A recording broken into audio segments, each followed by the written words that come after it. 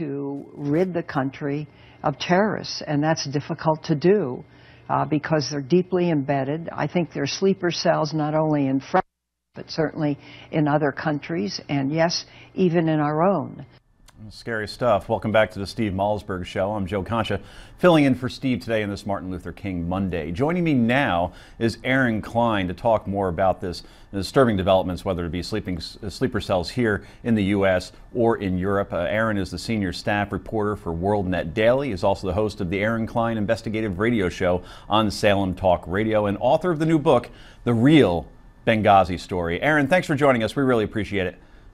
Absolutely. Thanks for having me. So, Aaron, I read with great interest your news story. It came out about a week ago about Algeria intelligence services talking about 120 to 180 jihadists ready to act in France, Germany, Belgium, letting European intelligence officials know about this. We saw what happened in Paris, obviously. Is there more of that to come in the near future, according to your reporting? Well, indeed, there are cells, actually. I put this out last Tuesday. So it was 2 days before this cell was first clamped down upon, arrested in Belgium, that according to Middle Eastern security officials, and then also specifically an Algerian intelligence report, they warned, actually, first of all, that there's chatter amongst jihadist organizations, but I'm told that this is specific intelligence of terrorist threats to the Netherlands, also to Belgium, but of course specifically to Belgium, and then also they talked about Holland, Germany, France. So this was last Tuesday. Now all of a sudden we see terrorist raids across Europe, including in Belgium, also in Greece, that seem to be clamping down on some of the cells that this Algerian intelligence document first talked about. They talked here about up to 20 cells, maybe 120 to 180 jihadists, some homegrown, they said, others foreign, but the homegrown possibly were trained, maybe in Tunisia, in Yemen, in Algeria. So it seems to me that we've reached a new phase in the war on terror. First, we had foreign jihadists coming to the United States. We saw that in 9/11.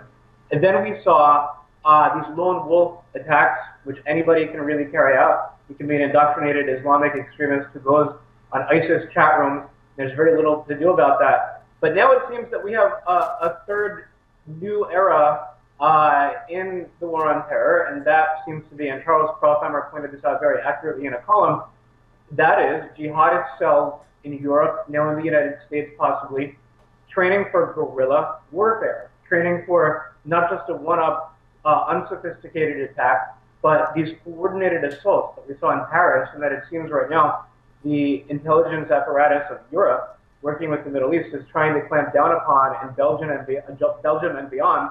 And I do think that we do have to be concerned about cells within the United States as well, absolutely, whether they've been there for a long time or they cross the open border that illegal alien children can very easily cross.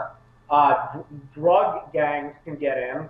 So clearly Hezbollah, clearly the witches brew of Al-Qaeda-linked, ISIS-linked organizations had to have taken a full, I would say, to get right through the border, and I think that they're in the United States right now.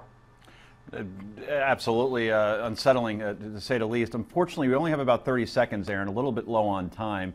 What can be done to stop these sleeping cells, sleeper cells, I keep mispronouncing that, my apologies, sleeper cells from being activated? Obviously chatter and monitoring that helps, but is there a need now for even more surveillance throughout Europe, throughout the U.S.?